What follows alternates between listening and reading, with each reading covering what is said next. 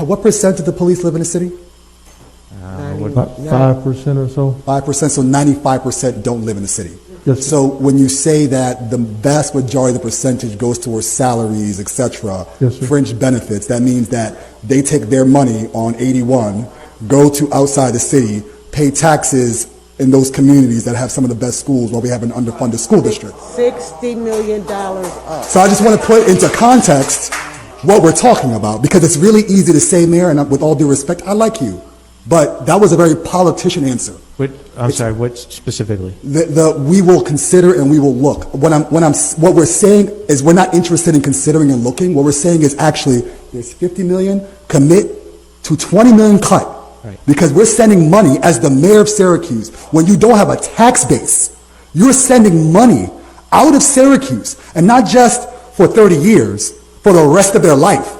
Because their pensions, their health insurance, their families. So we are funding for other people's communities to have the promise of the American dream while we are denying it in our community. That's the context that you as the mayor have to look at this under. So when we talk about renegotiating union contract, what we're saying is you can't play around with maybe no, y'all gotta go because you don't provide a service that is beneficial to the community, that is meaningful to the community.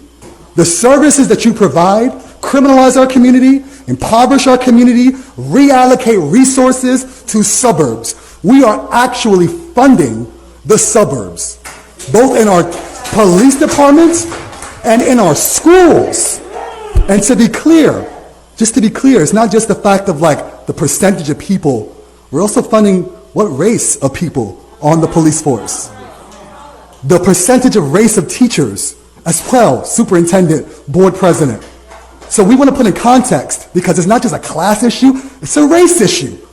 We're telling black and brown people and poor people, you don't matter. The devil's in the data and in the details. Mayor, respectfully, it is not acceptable for us to be here considering